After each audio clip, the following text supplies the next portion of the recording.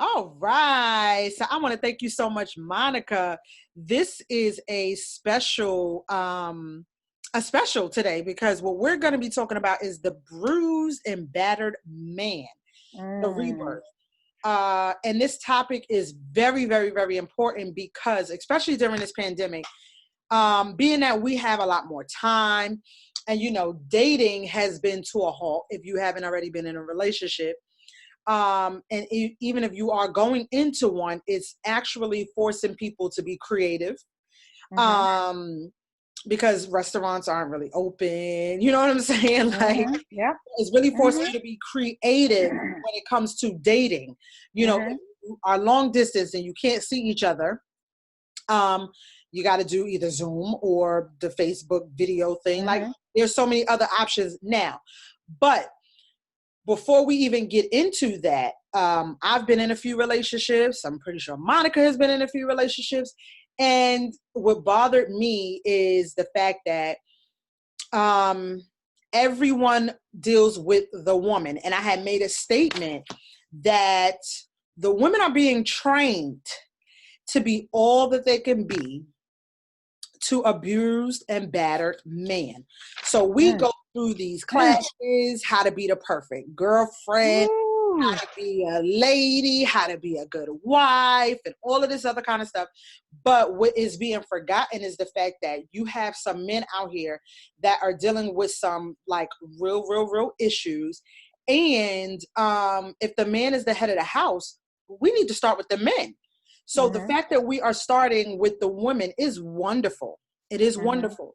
But even when I was younger, it always seemed like I was in training to be like the perfect wife. And mhm, I'm like, okay, I'm in etiquette class. I'm doing this. I'm doing that. I'm going to balls and everything. And you don't really see little boys show up to stuff like this. Everything is girls, girls, girls, and how to sit properly at a table, how to make the table, how to do this, how to do that. And as I got older, I'm like, the relationships that I got in, I'm like, yo, these dudes got issues. mhm, Like they really have issues. And mhm. when I started recognizing the pattern of who I was dating, a lot of them had mommy issues. Ooh, ooh. Like 90% of them had Mm, mommy issues. Now, mhm, we could categorize mommy issues as the mom not being there. No, a lot of the men that mhm, I dealt with, the mom was there, but mom was toxic. mm, So a lot of women don't want to take responsibility mm, for the fact that they have raised toxic mm. men to now be with the Woo. well-groomed woman, Come on here, girl. and he's Mm, toxic and broken, and then now mm, he's with the well-groomed woman, and then now mm, you don't know nothing else, so now you break that woman down. mm. Like now we're dealing with a broken man who's breaking a woman, and she feels like she has to stay, and I got like it's so much that I had like that I want to say. We're definitely going to do this more than once because I actually asked one of my friends. I was like, why do men think that it's a badge of honor to now want to marry her because they have put her through so much? And Mm, I'm not doing that. I'm not. People wonder why I'm in and out.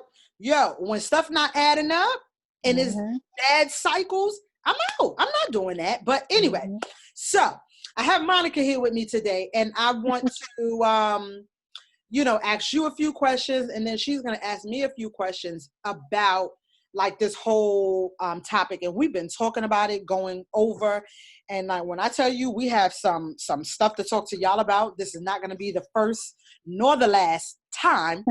We're going to do this often, and then we're going to bring in some males.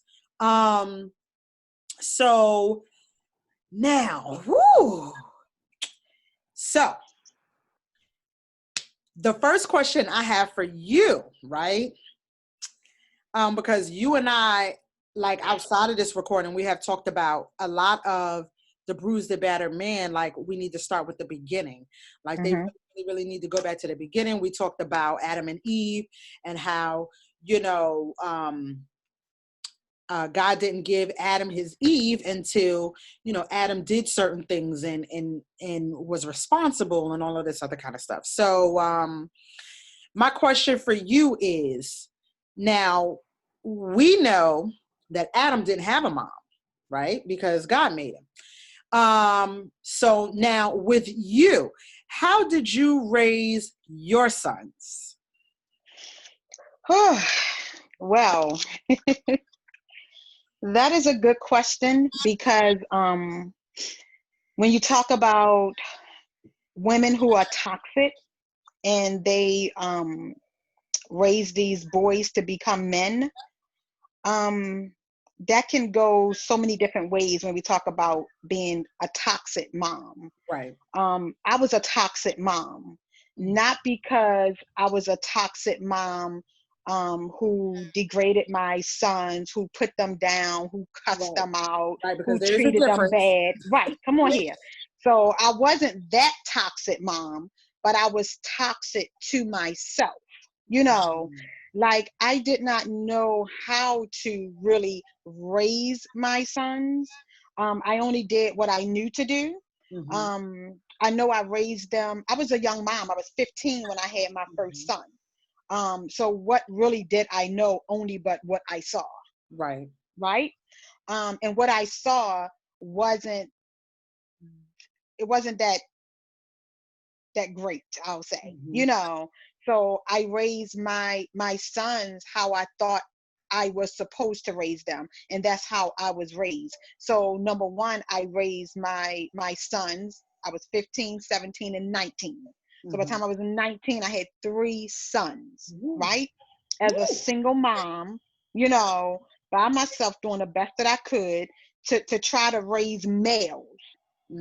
When I didn't see any positive male role models in my life, right?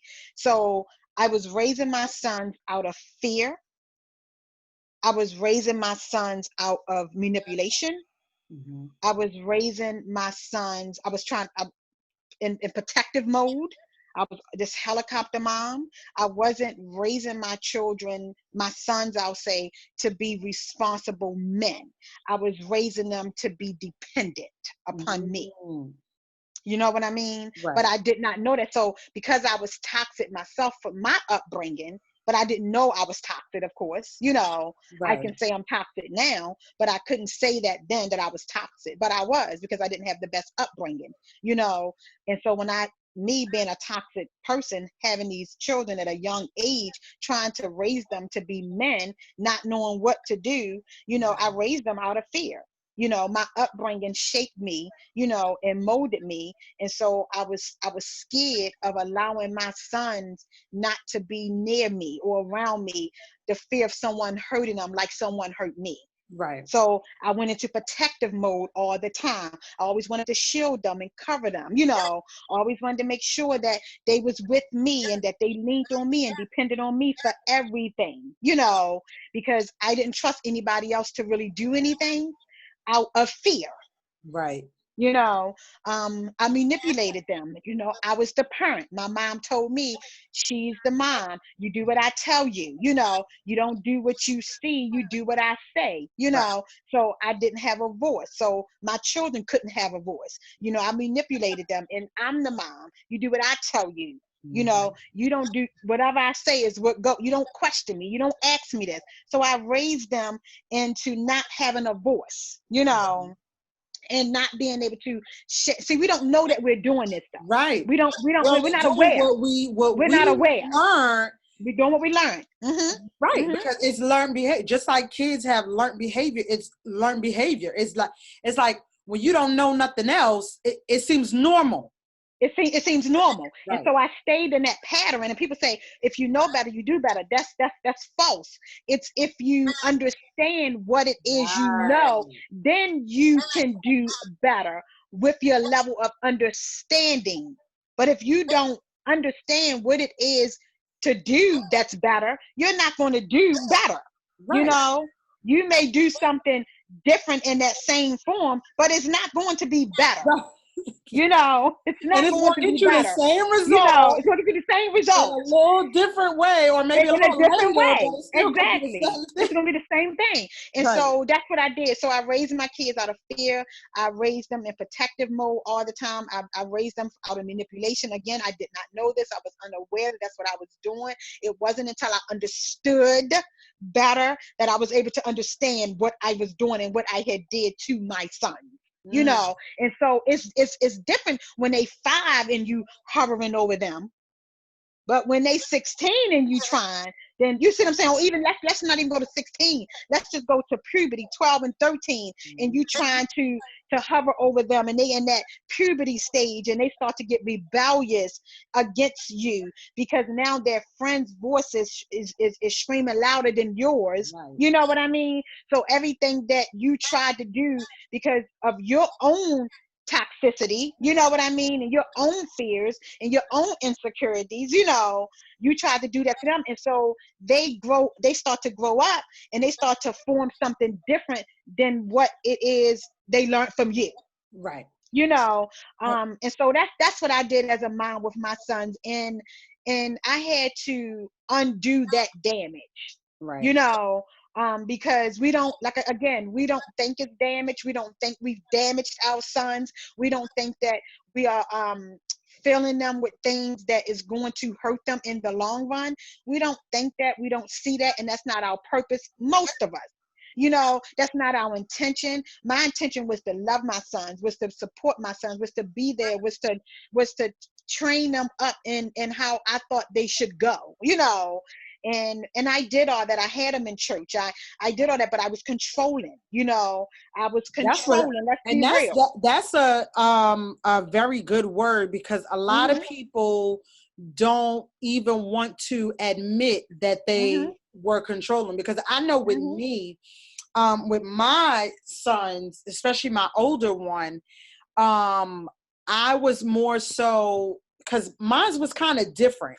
With Mhm. my older son, I got pregnant at 15, had him at 16, and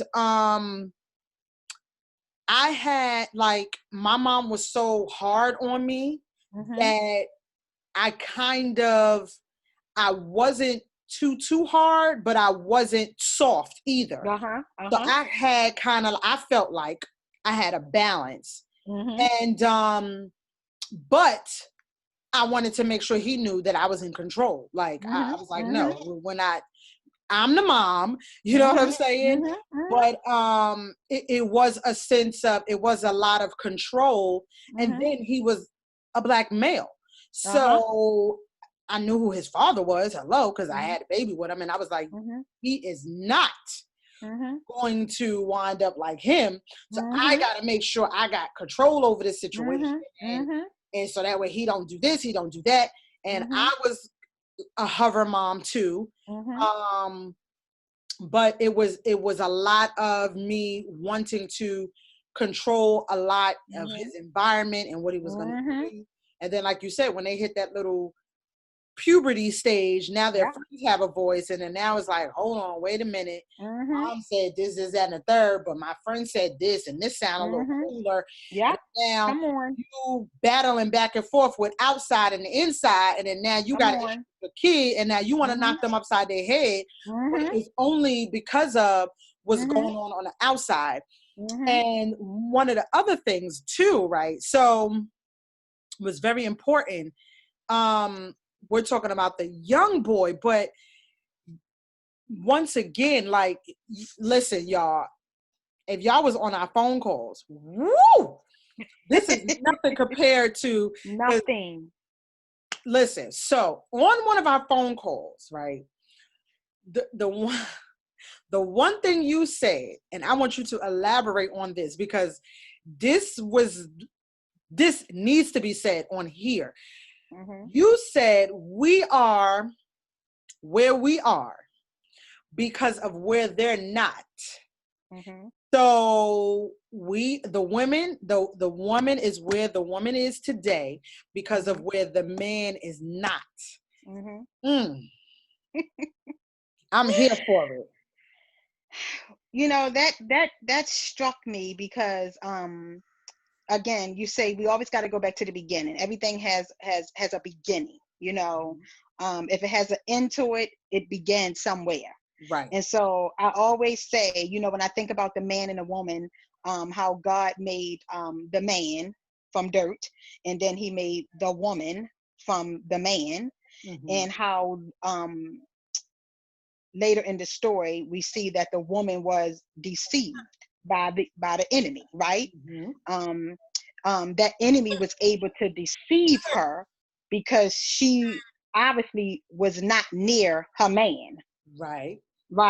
So come on, because she wasn't near her man, you know. So she was in a place, because he wasn't in the place where he needed to be with her, he was able to easily manipulate her into doing something that she knew she wasn't supposed to do, right? So from the beginning of time, from the very beginning of time, her being where him not being where he was, and her being where she was, put her in that vulnerable situation, right? To cause her to be easily manipulated into going against what God had instructed the man not to do, which I'm sure he told her that this is what we're not supposed to do. She knew she wasn't supposed to do it. But again, she was where she was because he was not where he was supposed to be. And that was by her side, keeping her safe, keeping her protected. You know what I mean? From the enemy that he knew was there. I don't think that he did not know he was there. You know what I mean? So he knew that if he wasn't near her, then that left her open to him. And so when we fast forward to today, and we look at where we are as women, you know, women were, if you want to talk about from the beginning, you know, we were made, and, you know, we got all these qualities, all these unique things about us. And, you know, they say, well, a woman is supposed to be the helper to the man. The woman is supposed to, you know, have the children and take care of the home and take care of the man and wash the clothes and cook the dinners and, you know, keep the house clean, all these things that these stipulations are on us. Well, now, not only are we doing that, we're doing that plus the role of a man.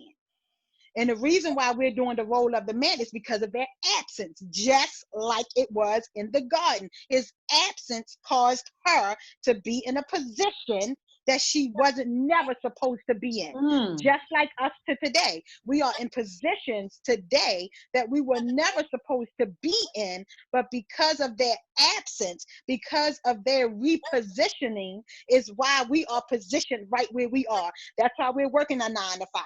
And that's why we gotta work outside of the home and still come home and work again. So not only are we working in the home, we're working outside the home. Not only are we taking care of the children, not only part-time, but we're taking care of them full-time, because the man is not here to help us to raise them or he's not doing his part, his role in the home. So now we're taking on our role, our responsibility, their role, their responsibility. Why? Because they are not here.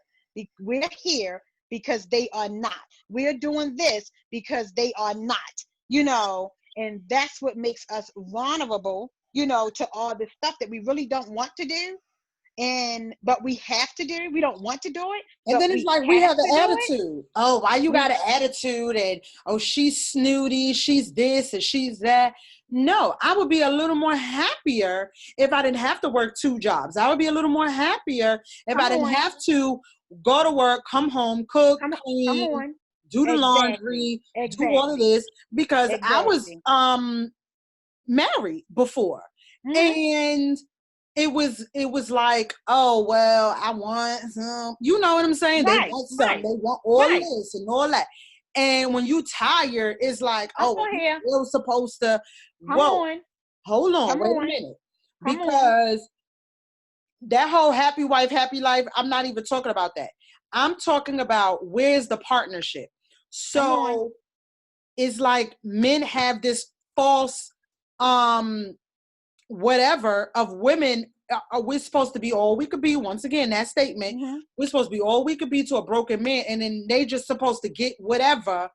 And I'm just like, bruh, think about this. I'm working just like you, full time. Just like you. Come on.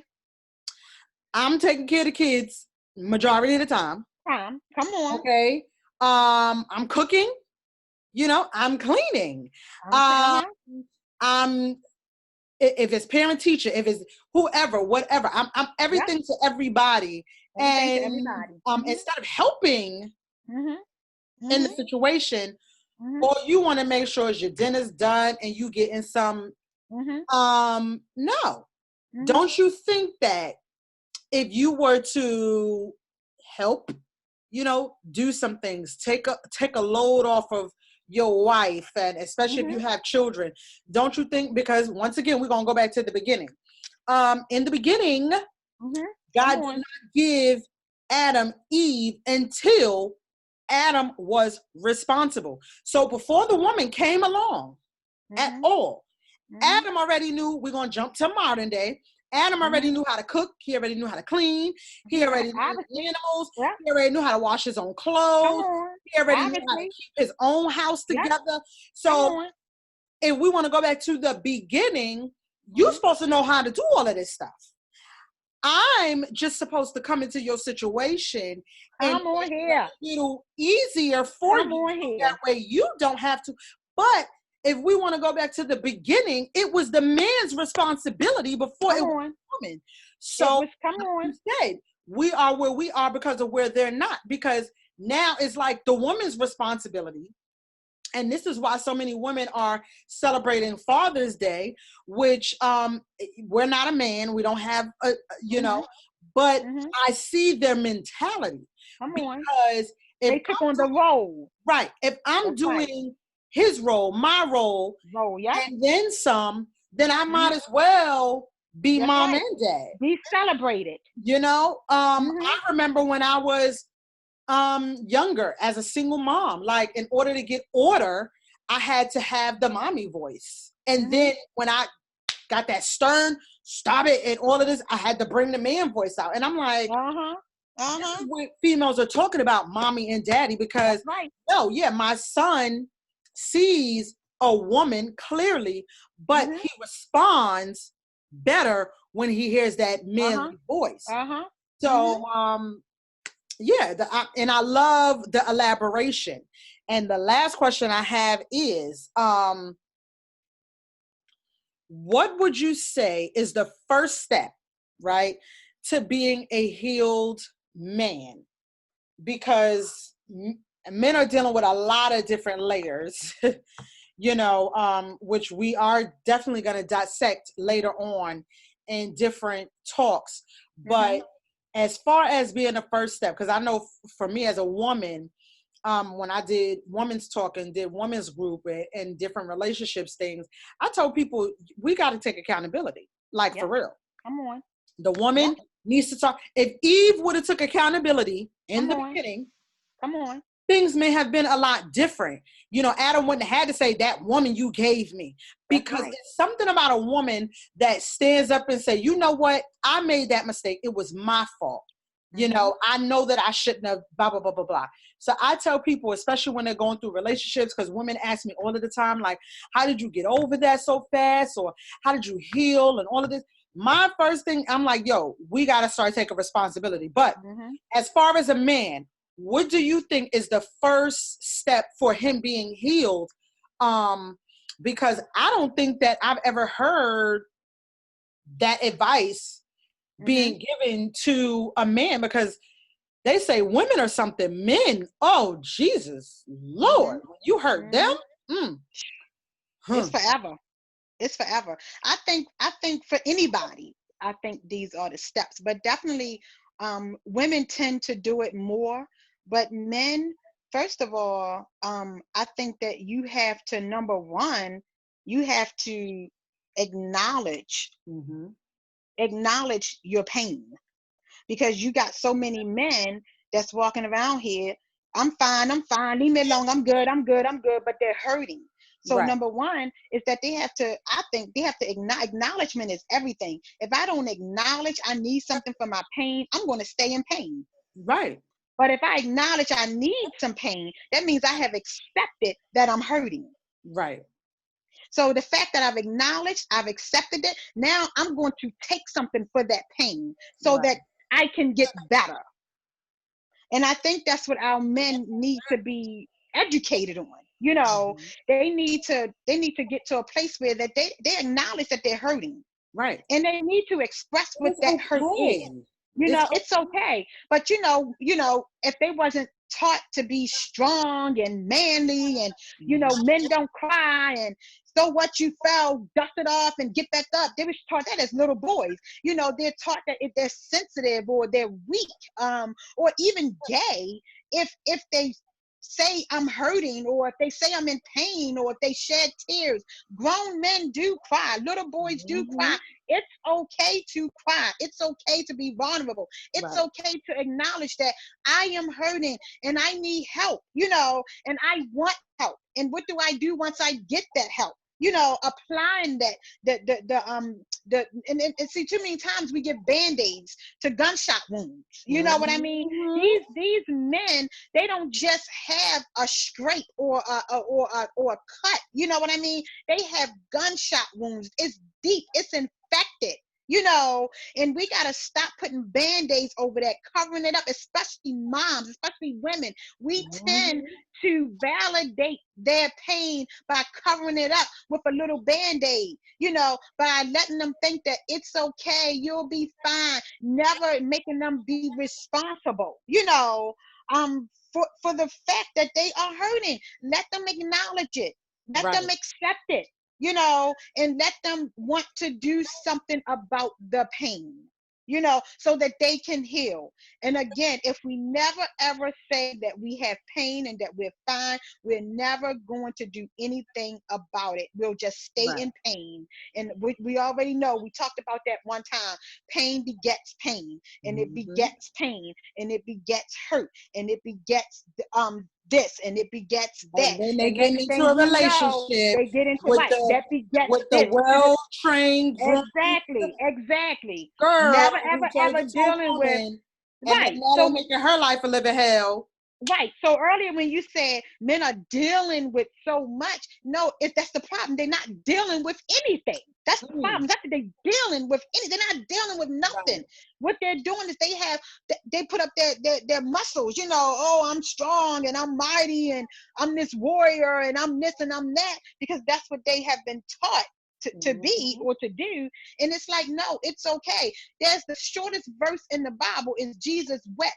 So if Jesus wept, that means he had to have some emotion. He had to have some feeling. You know what I mean? So these men are taught to be emotionalists, not to feel. And you are able to feel and have emotions and to act on them. Because Right. when you act on them, you have acknowledged them, and then you can do something about it. And that's where I think that the men are lacking, is that they have no acknowledgement. They definitely don't they definitely have no acceptance, and they definitely don't want to take the tools toward their healing. And they don't want to. You Some gotta just say wanna what that. You say, gotta say what it is. Don't say you right, got a bee sting when you've been shot. right. Because if I say I got a bee sting, but I actually got a gunshot wound, the person is going to treat my bee sting and not my gunshot wound. And I learned Do you that from understand? experience. I learned that definitely from experience because, when you're going through certain things and you don't really want to talk about it, it's like, okay, so I can't treat the you ain't tell me you was shot, Come on, come on here. and how you expect me to be and then like we were talking about before, I said a while ago, I said that it's like going to the hospital. When you go to the hospital, you have to let them know specifically what happened to you, or else the doctor does not know Come what on. medication to give you, if they need to remove a bullet, if they need to do x-rays and all of this other kind of stuff. That's why you go to the hospital and you see triage, you see the nurse, you see all of these people before you get to the doctor, because they want to know what symptoms you're having. And it's just like when you're getting help, when you're going to therapy, I cannot stand when people lie when they go to therapy. Like, stop lying. Mm-hmm. Right. Like, just stop. If you come in here for help, why are you lying? You know? So yeah, you have to acknowledge it, and then you have to speak the right things. If That's you're right. not okay, you're not okay. Okay, what is it that is making you not okay? And men haven't, some men have not developed that where they're like, okay, I'm not okay because of this. Because that's Or right. because That's my right. mom did X, Y, and Z. Or because this person said blah, blah, blah, blah, blah, blah, blah. Like, I'm not, so. And you Um, know what else too? A lot of times, another question that the doctor or the triage person, that's checking you in want to know is, how long have you had these symptoms? See, yes, so sometimes people want to say, no, I didn't just get hurt today. right. My hurt started when I was 5. You know what Mhm. I mean? And now if you 40, that means I got some digging to do, some gutting to do, Right. some scraping to do. This little antibiotic, this little ointment I was going to That's give not you, gonna that help. ain't going to treat this. You know what I mean? We talking layers. And You know, that's what a mhm, lot of men and women are dealing come with. A lot on, of men and come women on, are dealing with layers. come And on. women will go get more help than More men. help? Yeah, yeah. But men are dealing with so many different layers, Hmm. and it's like, trying to figure out what's wrong with you. Like, I had a situation where I got a phone call, and I can hear, like, I'm very in tune with a lot of stuff. Hmm. So there's only but so much that could get by me. I could tell when you ask us certain things that is not about that. So I'm the person that likes to go deep. I'm like, so that don't make sense. So what's really bothering you? And Hmm. it does annoy some people when you start asking them Hmm. what's really bothering you, because they're trying not to tell you. That's They're trying right. to just beat around. But no, what's really bothering you? What's really Hmm. going on? Why are you really Hmm. mad? You Hmm. know, and then when you get to the bottom of a lot of that stuff, it's not even what the situation really is. Nope. You mad about the fact that I spilled a piece of cheese on the floor. You that mad over cheese on the Come floor? on. No, Come it's on. something from, Come on. Come right. Like we on. were saying, many Remember, things. it's You what mad you about not many know. things, Yeah, yeah.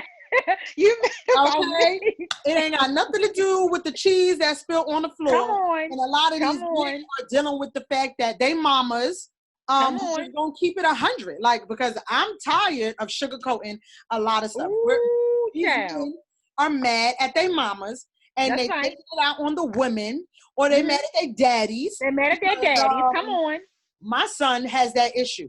Like, Hmm. he's mad at his dad for not being there, and then he Hmm. think he gonna take it out on me. But guess what? God gave you this type of mother for a reason, because I'm not Hmm. standing for none of it. I ain't taking That's it from right. no man, and I'm Hmm. not gonna take it from my son. Hmm. So Hmm. if you got an issue with whatever's going on, and you mad Hmm. about your dad, maybe you need to wait till you get a certain age and you take that up with him, because I ain't got nothing That's to do right. with that. That's right. So, and we're not going to inflict nothing over here We're on me. not going to, right. That is Exactly. one of the reasons why me in relationships, I pay attention to stuff. It may not show up in the beginning, but when I start seeing certain patterns and I see certain people trying to inflict something on me that I ain't got nothing to do with, Nothing to oh do with. Come no, on here. Come I on ain't got here. nothing to do And with you that. know what? A lot of times too, and this is not all the time, but a lot of times men like that, they inflict it on the weak and the vulnerable women. You know Right. what I mean? Insecure women, women Mhm. who don't love themselves, women who really don't know who they are. Men Right. can pick up on a woman that they know that they can control. You know Right. what I mean? They know who they can I control. done had And so many men that was shocked especially by the women time with they, man, especially listen, by women the time, with daddy issues. Don't have a woman with daddy issues and a woman who hasn't dealt with her daddy issues, and a woman who, they just seeking because by the you time for they you get to to fill the know, void of that daddy, that what daddy didn't do. by the If they time they looking get to for know that this to be one right filled, here, they be right. like, Mhm. oh yeah, I can't. No, you're not gonna Right. manipulate me. You're not gonna. Right. I'm not weak. I'm not. No. Come on. I know. I So may it makes a act. difference. I may Mhm. show the little submissive and all that stuff, because I do know how to Right. be submissive, but Come I'm not on. stupid. But I'm not stupid. That's Exactly. what, and that's Exactly. what they get it twisted. Once they Exactly. start figuring me out, they like, ooh, Mhm. she know. Yeah, I know I'm no joke. But So that's so what I wanted to ask you too. right, go ahead. I'm ready, Monica. Okay, there you go. So speaking, sorry about that. So speaking,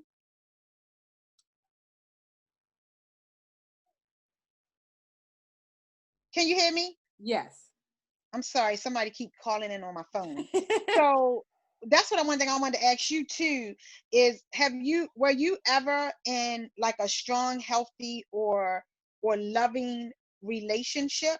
You know, because like you said, we're talking about the bruised and battered man, and because there are so many out here, it's hard for women to not really like come across like it's hard for women to come across good men. Not saying they're not out there because we know they are, but good, healthy, wholesome, loving, protective, God-fearing, God-leading men.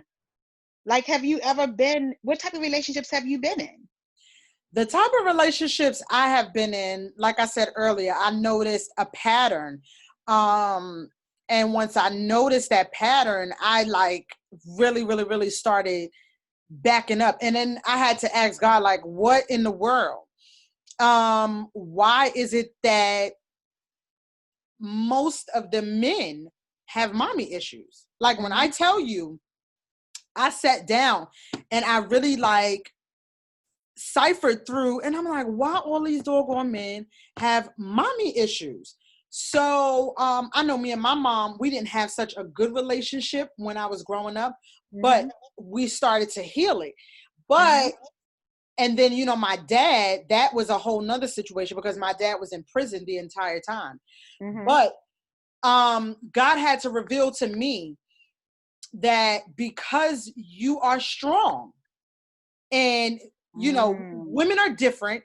You know, when we go through the absence of a parent or certain things, we use those as learning lessons. Some of us don't stay there. We use it as a learning lesson and we get out of it. And I'm one of those people. Like, I know what it feels like to not have a parent, you know, or to not have a dad. So I always wanted my children to have good relationships with their dad. I know what it feels like to have a mom who's a workaholic.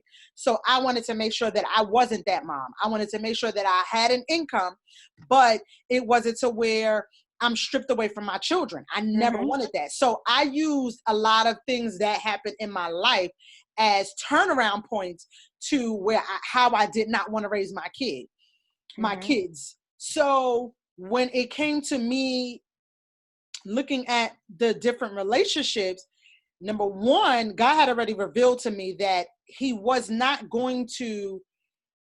wasn't supposed to get married until I did certain things. And I challenged God at an early age. I said, well, if I'm not married by 25, then I don't want no husband, no this other kind of stuff. That didn't work out well. So, but the Holy Spirit already gave me prerequisites. I wanted to do my own thing. So that's why I say us as women, we have to take responsibility. Because I could have been mad at a lot of the situations that I was in and all of this other kind of stuff. But when God already gives you instructions and you don't follow them, it's your fault. So I had to ask myself, why? And I had to ask God, why were these men put into my path? And he revealed to me that they were never supposed to be my boyfriend or husband. And I'm like, So when you're in school, right? And I did a podcast on marrying your assignment. So when you're in school, you're going from grade to grade to grade. In order to go from grade to grade to grade, you're handed work, you got to do it, turn it back in, and all of this other kind of stuff. So when I tell you I'm really strong on deliverance and healing, I know what my calling is. So that's what I'm called to. So when you are called there, because it's not just men that have come to me like this. It was just that because I was lonely, I decided to attach myself in areas where I should not have. So because women who have mommy and daddy issues come to me too. But of course, I'm not gonna, you know what I'm saying? So when I started recognizing the pattern, God said, these were your assignments. And it was so clear to me because at the end of most of the relationships, they have all come back and told me I've either helped them with something or something. And I'm like, Shanika. So And God had to deal with me on that, with recognizing when I give you someone that is hurt, you don't cling to them. That's like a gunshot, a person getting shot, coming to me, and I'm just sitting there holding them. Like, that's it. What's going to happen? They could eventually die because I have a doctorate in theology, but I'm not a doctor. I'm not a medical doctor. Right. Right. So I didn't study medicine. So now here it is where I'm holding you. You shot. I don't know if the bullet done ricocheted. I don't know what's going on. But I'm holding on to you because not treating nothing. Come on. So it got to the fact where God had to tell me that, listen, your calling is so much more than holding on to your assignment, because I put these people in your life for you to help them in a situation, get them to where they needed to be so they could get to their next level.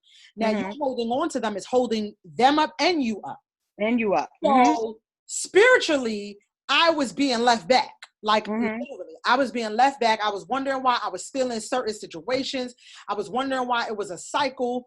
And then when I would wake up out of the situation, that's why I was just like, okay, yeah, this ain't gonna work. Because like I said, when you're lonely and you just want to be married, you just want to, and then growing up, one of the worst things ever, I hate the Disney Channel. I hate it. As I got older, I started doing more research on Disney and Mickey Mouse and all of that stuff. And then that's a whole nother topic about Illuminati and everything. But when you grow up watching Disney movies, The Little Mermaid and Lady and the Tramp and all of these, like all these Disney movies, princess after princess after princess and Snow White and the Seven Dwarfs, every movie is so whimsical.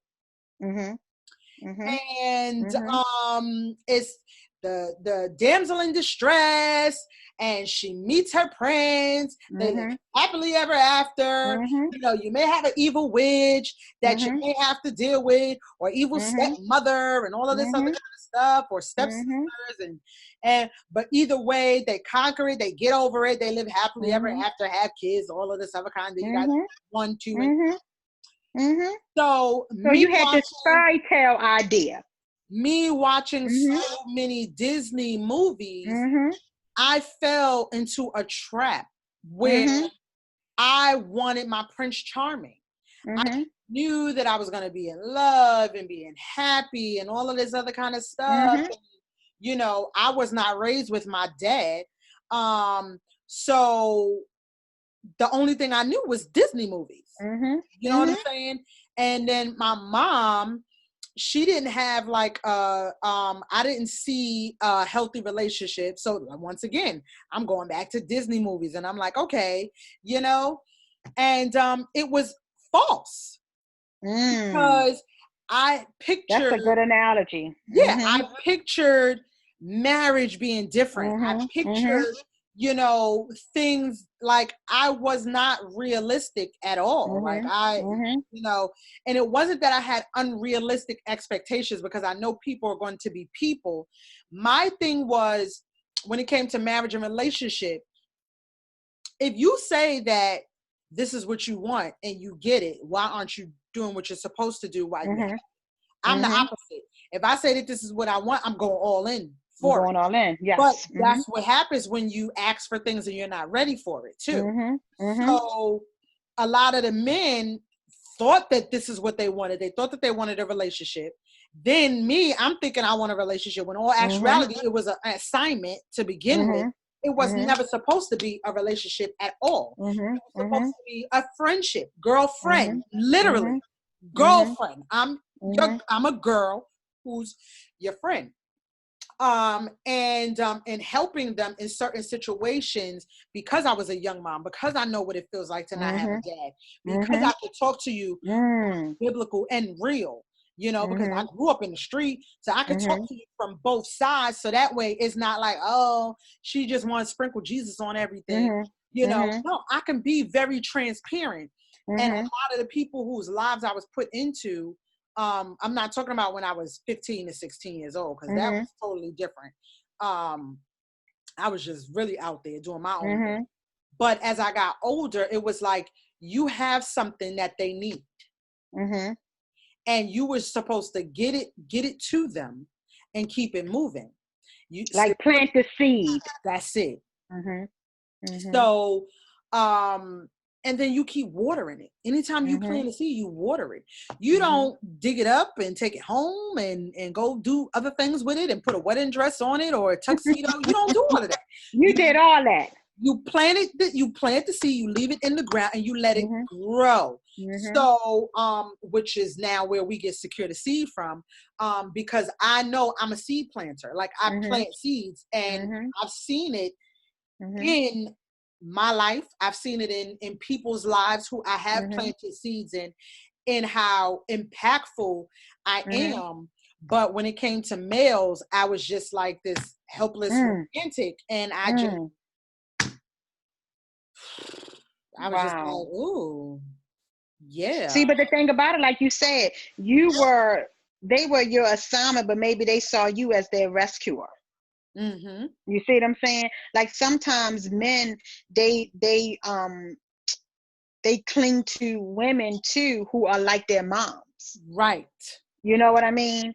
Because, and that's why if you don't do it like their mom, they tend to run back to their mommy. Which I thought was weird. I always thought was weird because I was like, that don't make no sense. I mean, it does, but I was like, that's yucky because. Yeah, but it's, we see it all the time. Yeah, I was like, you wouldn't really want to be in a relationship with your mom, but when you get down to the nitty gritty and you do, because I took some psych classes, so I have a secular degree and I have my theology degree. So in the secular world, when you take these psychology classes, it's all in psychology, with how they were raised, what they cling to. And not just men, just people, period. What they cling to and what's familiar to them is when you remind them of their mom, especially when they're not healed. They're looking for something. They're looking for something they were missing from their mom that they may not be able to get from their mom right now. They look for it in their partner, or they look for it in someone that they don't even necessarily think should even be their partner, but because that person is there right now, that's what they cling to because they're trying to get closure. And that's another thing. A lot of men are trying to get closure in relationships that women we didn't do it from the beginning. Especially if the mom coddled the boy. If she coddled the boy is going to have to be coddled by the woman. If the mom validated and excused and swept everything under the rug that the boy did, the woman is going to have to excuse, validate, and sweep everything under the rug. If the mom never allowed the boy to be responsible or be held accountable for the things that he did with some discipline added to that, then the woman, he ain't going to expect for you to give him no discipline, no accountability, not because whatever his mom didn't do and failed to do, that's what you better not do and fail to. You better not approach him. You better not tell him he's wrong. You better not tell him he needs to take accountability. You better not tell him he needs to do something different and change. You better not tell him that. Why? Because mama didn't tell him. Nobody has told him that. And therefore, who do you think you are to think you're going to step up and tell him he needs to be responsible, grow up, be a man, be challenged, be changed, do this and do that. I dare you. I dare you. And that's where most of my problems came from. Because now a lot of this stuff I didn't know. You know what I'm saying? I'm just thinking that I'm being me and it's common sense. But just like you were saying, if the mama let this go, and if the mama didn't make sure all of this other kind of stuff, now here you are. Now you're this mouthy woman. And it's not that I'm mouthy, it's just that I'm thinking you're supposed to know. But I ain't know that you dealing with mommy issues. Come on here.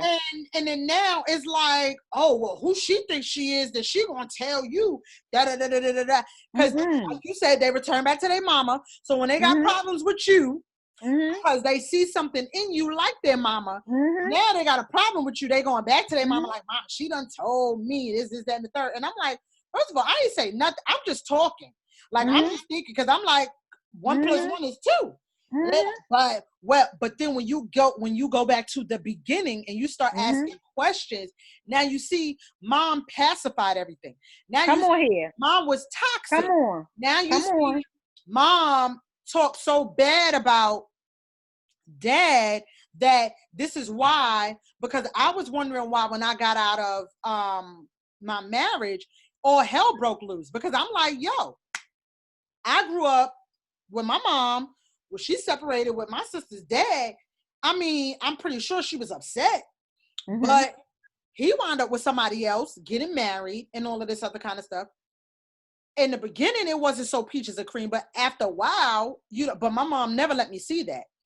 But after a while, my mom, the lady would come around and all of this other kind of stuff. So, I never saw like co-parenting at its worst. I've never saw that. You know what I'm saying? Like my dad was locked up until I was 20 years old. So I never saw no issues there. And then with my sister's father, you know what I'm saying? My mom, she showed me an example of what it's like to co-parent when the man has moved on. So here I am once again stuck in this fairy tale, because that's not how everybody is. People got real drama out here. But because I didn't grow up seeing my mom is not dramatistic at all. So because I didn't see that, I didn't know no better. Come on. So That's I'm it. like, okay, we could co-parent, we could do this, we could do that, blah, blah, blah, blah. But once again, it's two people.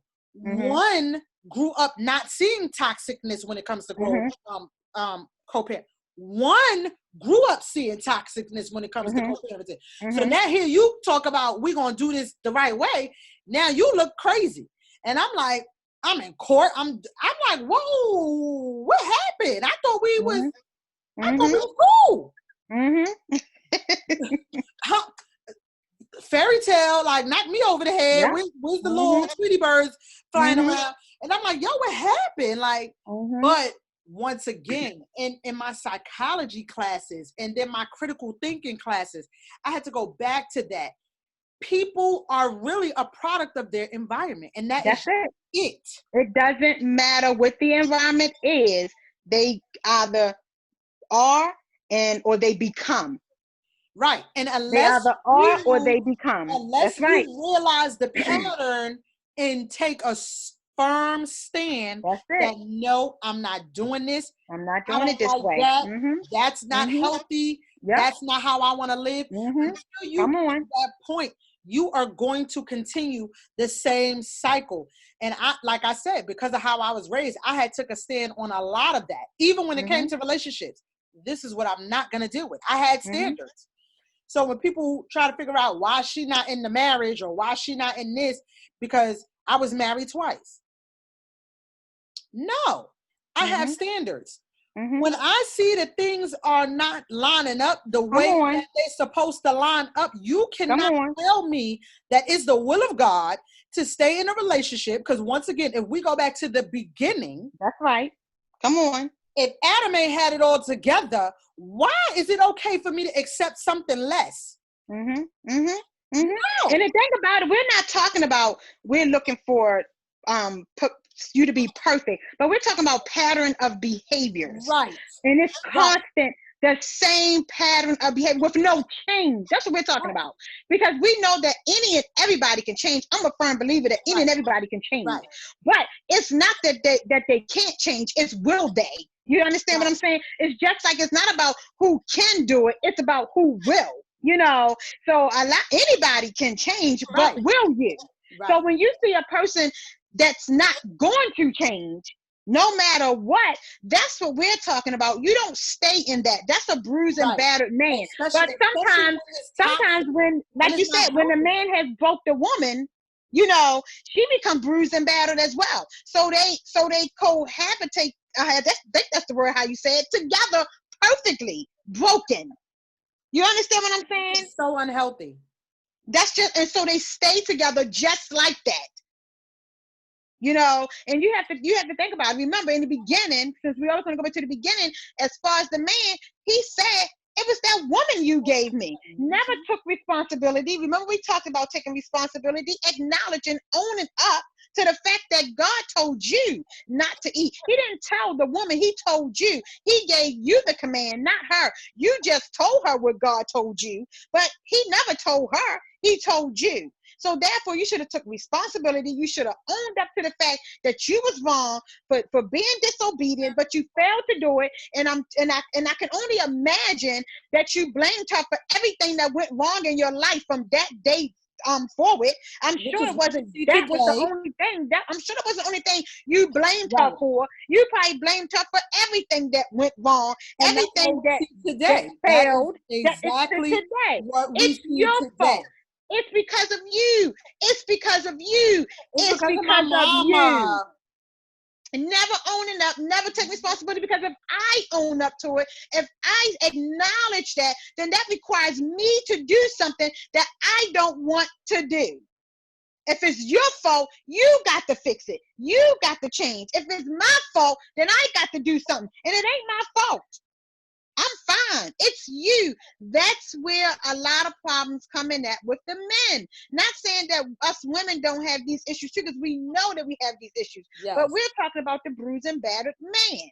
Mm-hmm. And they don't understand why they act the way they do, why they respond the way they do, why their delivery is the way it is. They don't understand it. And I think because they don't understand it is why they continue in them same patterns of behaviors. If they understood, if they was held accountable for their actions and had some expectation of change, I think that they would be different. But number one, they have to have some understanding. Right. Why am I angry? Why am I mad? Why do I act like this? Why do I respond like this? We cannot keep patting them on the shoulder, coddling them. Oh, it's going to be all right. It's not going to be all right. It's not going to be okay. That anger is not going to solve itself. You are going to have to acknowledge that you, number one, is angry. And where did it come from? And why are you angry? And what can you do so that you, when you become angry again, get to the root. Because guess what? When you become angry again, it's not even more so being angry. It's what you do in that anger. Because we all are angry. We can be angry. And the Bible tells us it's okay to be angry, but sin not. Right. So my thing is, we need to get to the root of why in your anger you do this. Why in your anger you do that. So we need to get to that root. Right. And as long as we keep on just, oh, it's okay. Oh, it's just another one of those days. Oh, they just upset right now. They was upset last week, last year, last month. Like, hello. But nothing is ever done about it. The bruised and battered man has to understand why they're bruised and battered, where it came from, and what they can do to change it, because we have hope in our men. Right. We believe in our men. We don't want to put our men down. We want to be their cheerleader. We want to be the one to encourage and motivate. We want to add to you. And I think but we have to add to you. So many toxic situations. Yes. They don't even believe that we are rooting for them. Because I am rooting. When I tell you I am rooting, and what's so crazy is that even though I'm like, no joke, I put my foot down, it don't matter. I'm still the person that wants you to be healed, because healing is the believer's right, number one. And number two, it feels so good when you are healed. And just like I used to tell my students, like, you have to be like a duck. Yes, it's not easy. It hurts like hell. You want to go off, you want to do whatever, but you got to start being like a duck. And I give my my students that analogy where anytime a duck is in the water, you wouldn't even know. Because what happens is, no matter how many times that duck stick his head in the water, No matter how much that duck is swimming around, the water rolls off. Okay? If you ever pay attention to a duck. And men need to realize that there are some women who are behind them, and I'm one of them, that are rooting for their healing. And I'm so passionate about it, but because of, you know, they say it's not what you say, it's how you say it and all this other kind of stuff. When I'm passionate about something, number one, if I'm saying something to you, just know that I love you. And number one, because I could not say anything. I mean, I was raised with a tough family. Like, they meant what they said, and so that's just in me. You know, like, it's not like I'm trying to be like, but it's just like I'm passionate and I want you to be better. And I want our Black males, especially, to be healed. They are not healed. They are walking around, fronting, pretending, and it's not okay, because they're getting in relationships, and then you get a woman with standards, and then you wonder why she don't want to stay with you, and why she feels so like, and then why she believes so much that she deserves better, because that's where I'm at. I'm not. I don't care how good you look. I don't care how big it is. I don't care how good it is. I don't care. And if guess you what, are Tamika? unhealthy for That's me, right. That's right. I don't want it. I will put you to the side. You go ahead and take your happy self and get yourself together. I do not care. But yes, us women, we have to take time to get to know these men too, because men cover up stuff so well. But when I tell you that second go round, woo, baby. When I tell you prayer works, prayer works. Stuff that was going on, like God was just revealing left to right, left to right. And I said, oh no, I will not be a part of a hamster wheel. I will not, you know, and even with relationships, if it's not healthy, I don't want nothing to do with it. We could be cool, we could be friends, but you're not about to be that close to me to where I'm falling into your pattern. And then now here, look, like we talked about before, what happened when they were in the garden and she ate the fruit? She gave it to Adam, and then what? Their honey,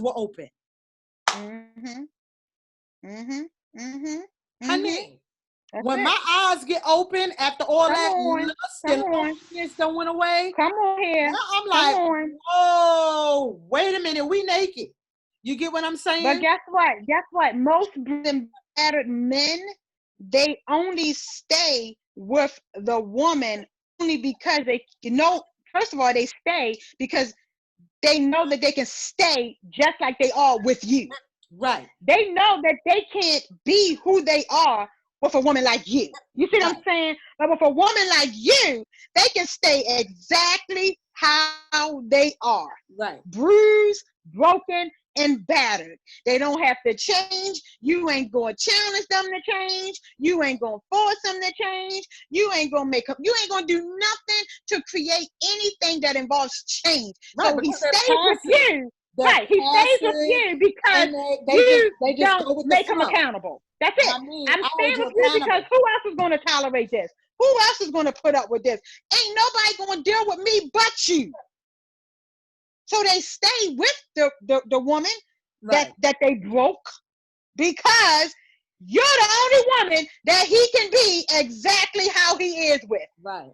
You're the only person he can be that with. Nobody else is going to tolerate that but you.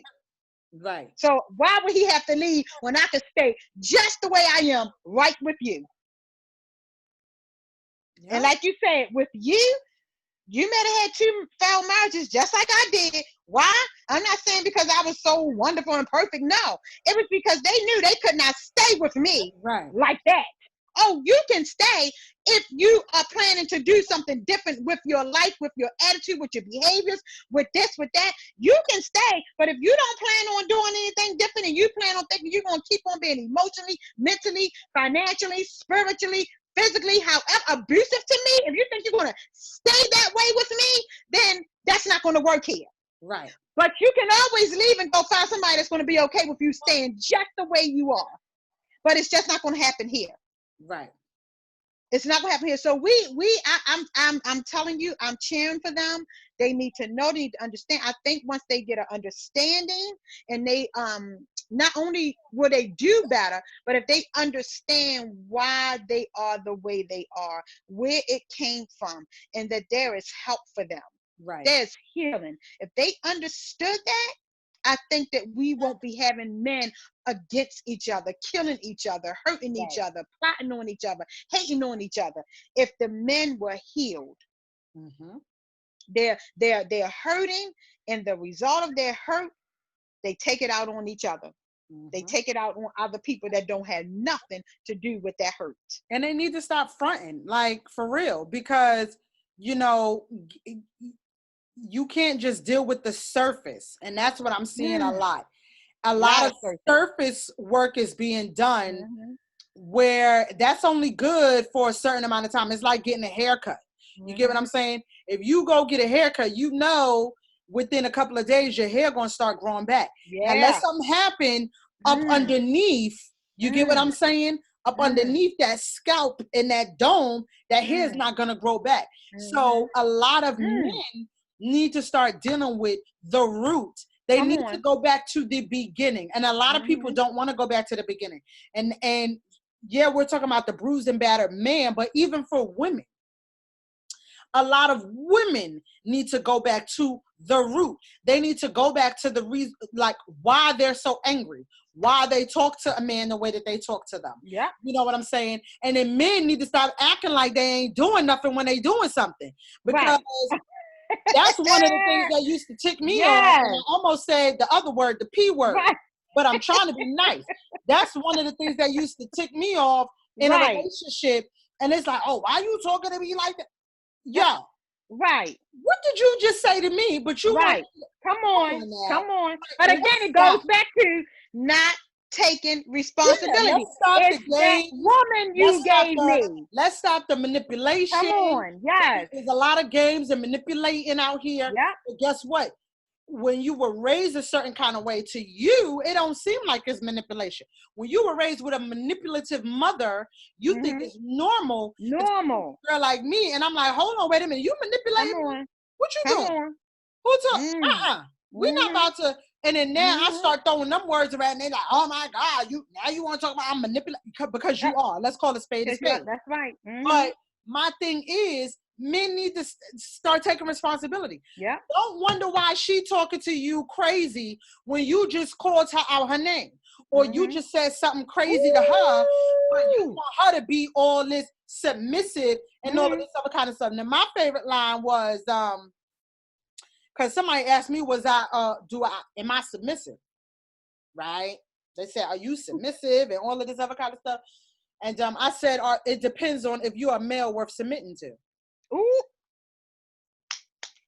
Woo, child. So see, this is the kind of stuff that get me in trouble, because come on, I give it to you straight, no chaser. You're going to ask me, am I submissive? What am I submitting to? Who? Because if I'm submitting to foolishness, manipulation, okay, verbal abuse, okay, if you want me to submit to that, then you got the wrong sister girl. Because I'm not submitting to that. You want me to submit to the fact that you don't have good spending habits. You want me to submit to the fact that you can't keep it in your pants. Like that's what you want me to submit to. Oh, okay. Now, women can submit, but men need to be honest with themselves. What is she submitting to? Adam, what do you have? Because if you go back to the beginning, God gave Adam, Eve, once Adam, number one, submitted to God first.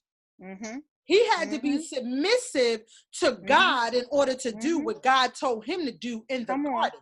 In order to name the animals, in order to keep the garden, in order to do all of this other kind of stuff. Adam had to be submissive. So if you're not even submissive to God, then how can I be submissive to you? Because if you're submissive to God, that means I know you're going to lead me in the right direction. If you're not submissive to God, that means that I'm going to be on a hamster wheel somewhere, because you don't know which way to go, what to do. You don't know how to keep a house in order. You don't know how to do nothing. But you want me to be submissive. And you Right. saw what happened when Adam stopped being submissive to God and started being submissive to Eve. Hmm. And And he was that's submissive to her when she said, "Here, you bite it." He right. ain't had to submit to that. Right. Come He was on. supposed to He didn't say, have to submit to no, that. we ain't He was supposed to do that. exactly. Exactly. No, But he was we ain't submissive to supposed to do her. that. That's Didn't right. God tell us not to? And that's Uh-huh. what goes on now. You know, you That's got right. a lot of women Yep. who wear the pants because the men don't want to step up. But that's because somewhere along the line he Because lost they his voice impact. too. Mm-hmm. Yep. But like we said, what am I submitting to? Like That's right. that's my main question, because I don't mind being submissive, but boy, what am I submitting to? Mm-hmm. Because That's a whole nother topic right there. that's a whole nother topic. Because one of the things that I definitely wanted to make sure that I brought out, one of the points too, was that men need to start realizing that the sad truth is, and you and me talked about this, the sad truth is, right? God put Adam on the earth. He gave Adam all of these responsibilities. Then he gave Adam Eve to help him. Now, in order for somebody to help with anything, they were already equipped. Okay? So I can't help you with your homework if I don't know how to do the homework prior to you ever needing my help, right? So I can't help you, Adam, if I didn't already know what it took to be you without you. So a lot of men need to realize that the sad reality is she don't need you, bro, because she was put in the garden to help you. Meaning God knew you were going to need help, bro. So I got to give you somebody to help you. But in order for her to help you, she came out of you. So hello, that means she already know how to do most of the functions that God gave you to do. She's here to help you. And you need to realize it's not that women are being egotistical. It's not that we're being too strong and all of this other kind of stuff. Yes, we've gotten used to doing it without a man. Because I've gotten used to doing it without a man, because prior to being married, I already had my own. Okay. I already had my own house. I already knew how to run a house. I had children. I was on my own. I left my mom's house at 20 years old. Okay. I moved to North Carolina at 20 years old, had my 21st birthday in North Carolina. Okay. In the beginning, of course, moving to a different state, it was hard. So I did have to stay with some people and all of this other kind of stuff that are now family. But at the end of the day, I knew how to pay my own bills. I knew how to pay my own car note. I knew how to pay my own electric bill.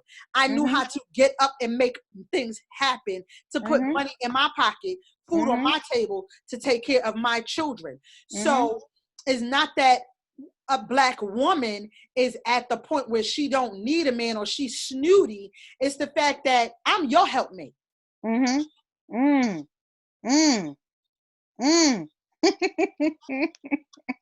here to help you with your assignment, with your homework. So you gotta the other way around. God didn't make the man the helpmate. He made the woman the helpmate, meaning that she could. I remember one time I said to my ex, and I didn't want to say it, but I had to make it very clear. I said, listen, do not put me in a situation where I got to pick up the slack. Okay? Do not put me in a situation where I got to do X, Y, and Z, because I'm telling you, it's not on purpose. I will run circles around you. They didn't understand. And what happened? I said, you know what? I'm going to take a pause from this, because I was dealing with a whole bunch of court situation. I said, you know what? At the end of the day, I'm the woman. I got these kids. I got to do what I got to do. and boom, I made it happen. I did what I had to do. No ifs, ands, or buts about it, because that's just my personality. And if I'm a helpmate, hello, that means I know how to do everything. Mm-hmm. That statement when I was growing up, anything you could do, I could do better, and all of this, that used to make me laugh, because technically, in all actuality, if a man could do it, a woman can do it. Should she be doing it? No, not all the time. No, she not all the time. That's right. Out here where I don't think a woman should be out here doing all that construction stuff. I'm just saying. But you got some women who out here doing it. I'd rather own the construction site. Okay, that's where my head is at. How about I own the whole thing, and then I hire men to work for me? That's me. And then they don't even got to know they're working for a female, because right up under me it'd be a male. You get what I'm saying? But that's just my way of thinking. So yeah, there's a lot of things that women should not be doing, but we have to, because the male has dropped the ball. But then we go back to the beginning, and a lot of people don't want to say it. They mama has caused some problems. Major issues. Mamas have caused some major problems. They have raised these men to be dependent. Yeah, come on. They have raised these men to be so bullheaded, and like, I'm the man and all of this other kind of stuff, and they ain't really teach them how to be a man. Me, when it came to me raising my sons, I kind of taught them how to do it yourself. Get it done. Don't wait for nobody. That's how I raised because that's how my mama raised me. My mama raised me, listen, do what you got to do. Don't wait for nobody. And it's so funny, because I find myself still doing it, that I need prayer, because I'm the type of person, I want to listen. I want different cars. I want different trucks. Okay. I want a pickup truck, because I don't want to have to go rent no truck. I want my own little box truck. I don't like depending on nobody. Period. I want my own box truck, just in case I gotta move, or if I gotta move stuff, I got my own box truck. I want my own pickup truck, so when I go get furniture and stuff for the kids and all that, I can just throw it on the pickup truck. I want my own little 2-seater, so when I feel like being by myself or a date with me and my man, that's us. Then I got my family car. I don't like asking nobody for it. That's how my mama raised me. My mama raised me, get it done, like the Nike sign. Just do it. You know what I'm saying? Don't wait on nobody. So, which, like I said, I still need prayer with that, because, you know. But I already know when God sends me my husband, I ain't going to have to worry about all of that, because he's going to know. He's going to know how to do the plumbing. He's going to know how to do all of that, because I could do a lot of that stuff. But once again, in a relationship, I got to water myself down, because when you're dealing with a man who was raised by a certain type of mom, who now is insecure, the men, because women also don't realize they raise insecure men. So now when you got a woman that knows how to change a tire and jump a car, and they don't, now they like, they think it's something wrong with me. No, something wrong with you.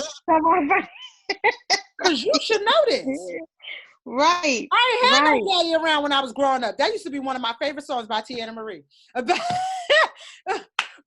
I didn't have no daddy growing up. I learned this type of stuff. You know, I was very inquisitive as a kid, so I learned how to do all of this stuff on my own without being taught. So now it's like, you don't know how to change a tire. You don't know righty, lefty. I mean, righty, tighty, lefty, like you don't know all of that. Okay, you don't know how to like put the jump up under and like pull the car up to change the tire, and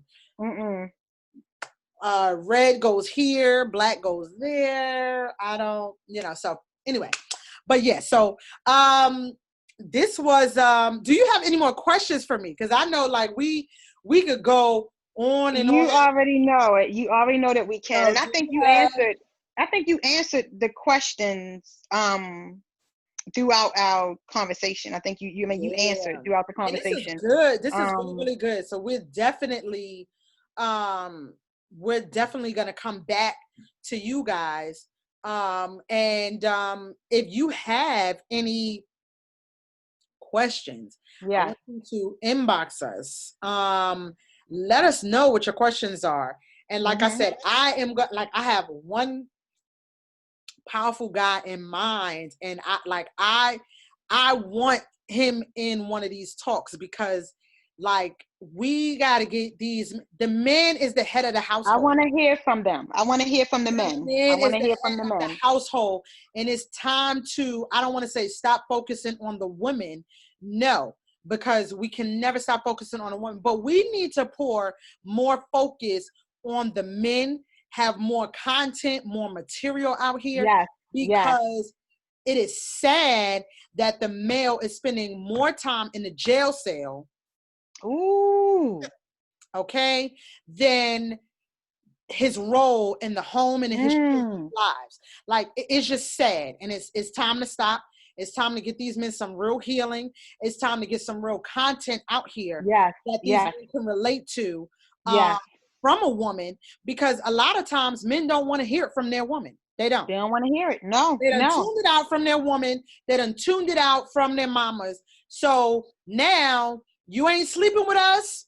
You ain't got no ties with us, no connections. So we want to get the real deal out here, real raw, because it's time. It's time for these men to step up, like for real. And the thing about it, we're not trying to raise grown men. That's not what we're trying to do.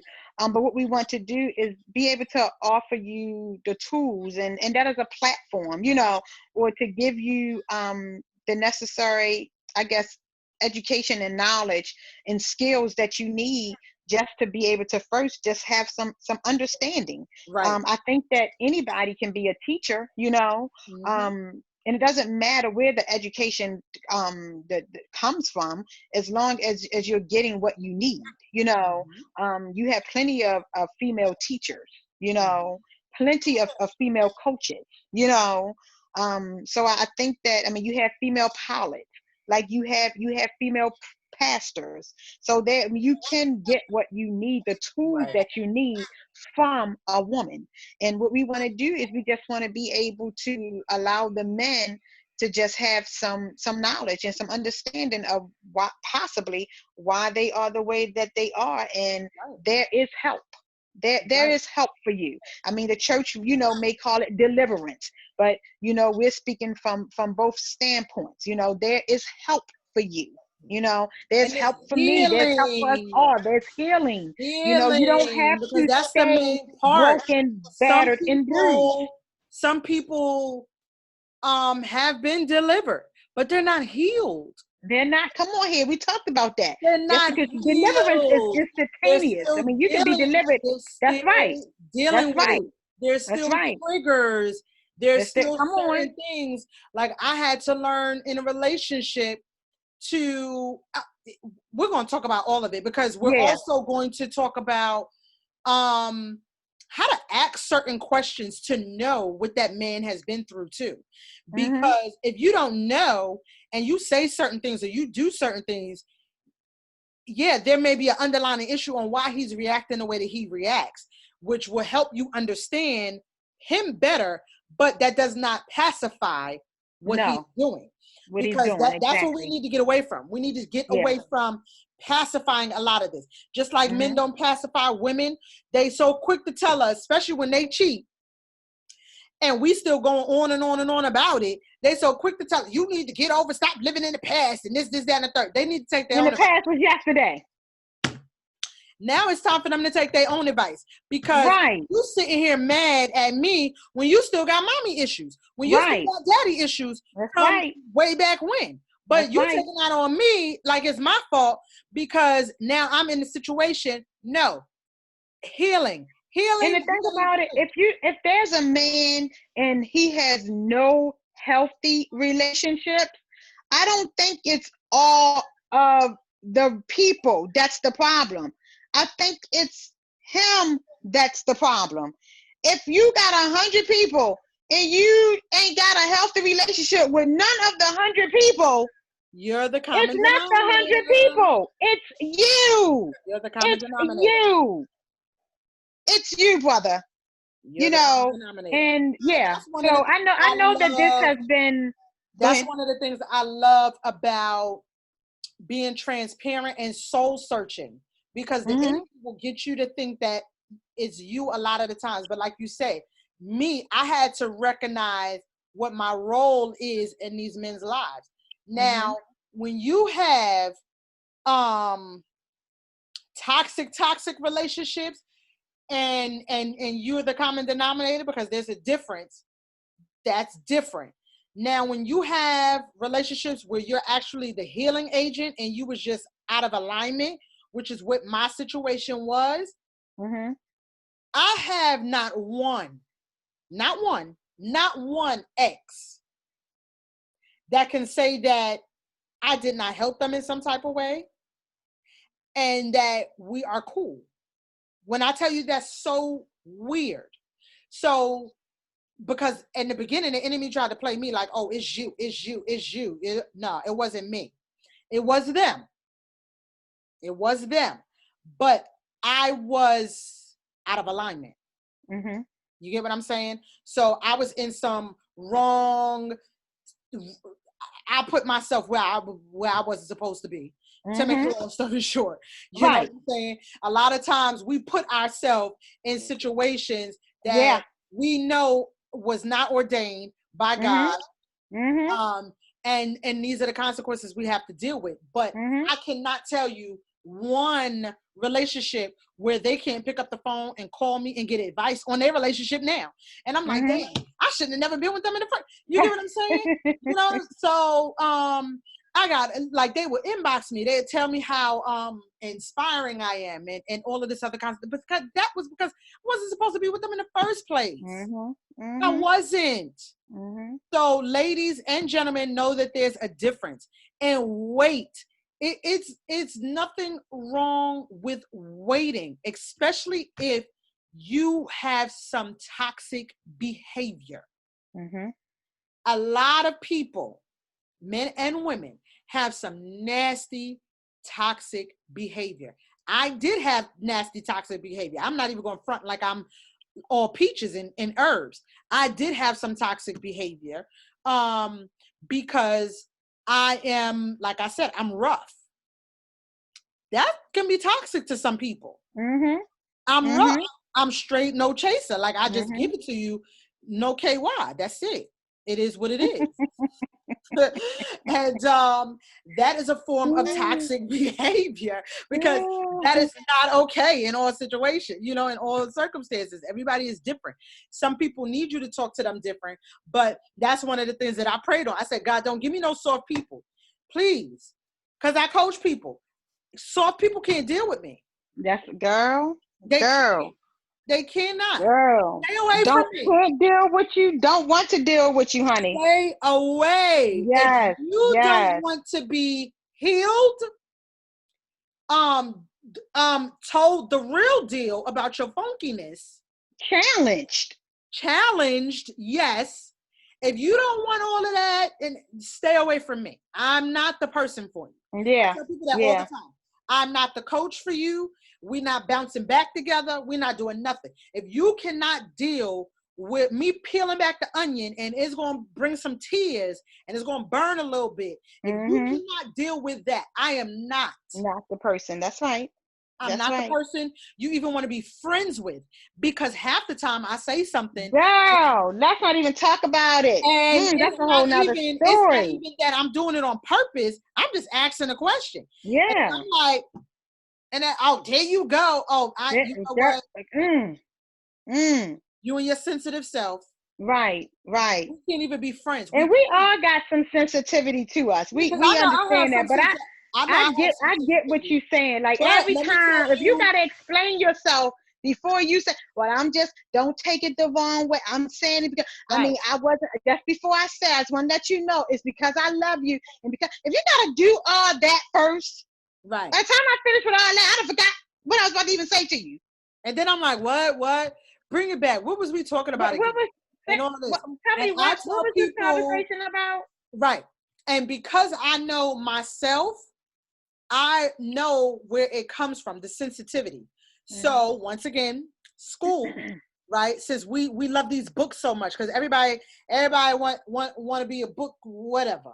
So because of psychology classes, and then seeing my own behaviors, I realized that people aren't really sensitive. They just don't want to deal with the truth. Because I notice me, I am sensitive, but guess when I'm sensitive? When I know you're telling That's it. And I don't want to hear it.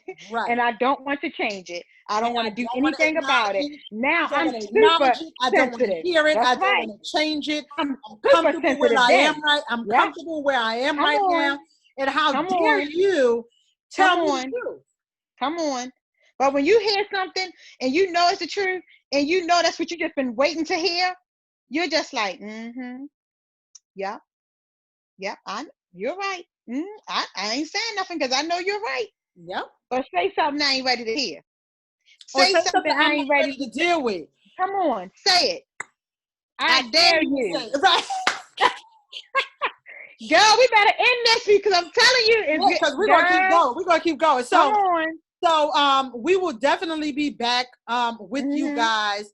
We're going to get a schedule together, whether it's every Thursday or once a week, because like I said, these topics are very necessary. And when I tell you, we've been jotting down some notes. So I got some we got some hot topics. We got some hot topics, man. Hot topics. Wendy Williams, we coming for you because we got some hot topics. And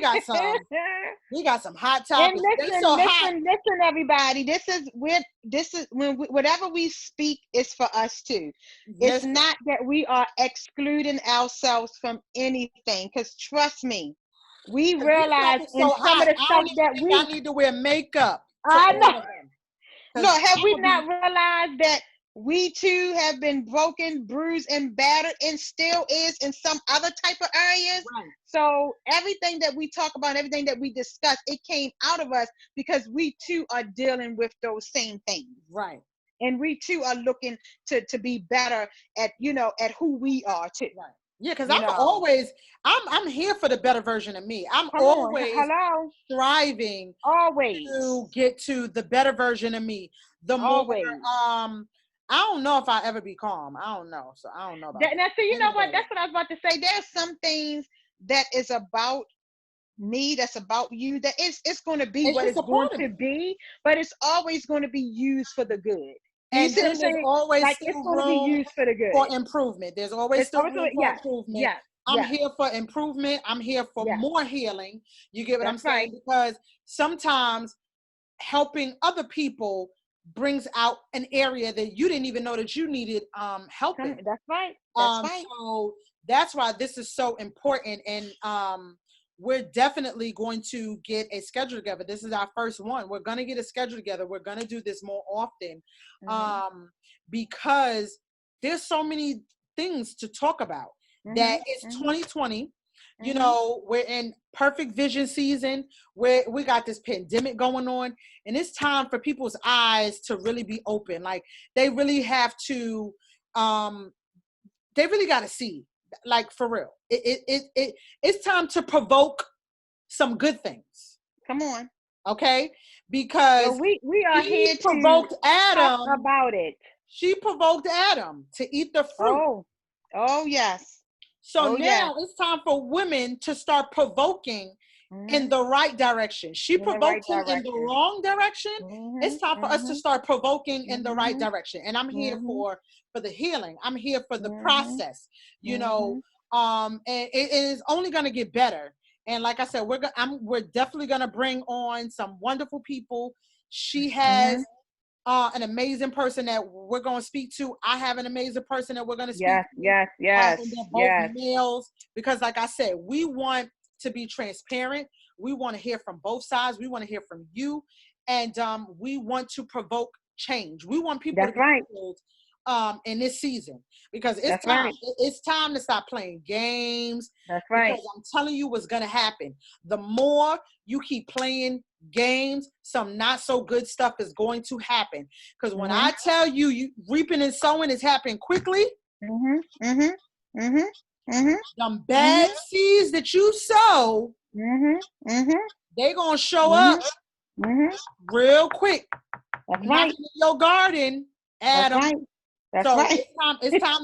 it's time to get them together. It's time to pull them weeds up. It's time. So we're gonna end that for tonight, and then we're gonna come Ooh. back and we're gonna talk about more. So don't forget to inbox us any questions, comments, Mhm. or whatever. And I am definitely gonna include our emails so that way you can Mhm. email us, inbox us, all of our social media handles because we want to hear from you. Okay? All right. All right. Bye. Bye guys.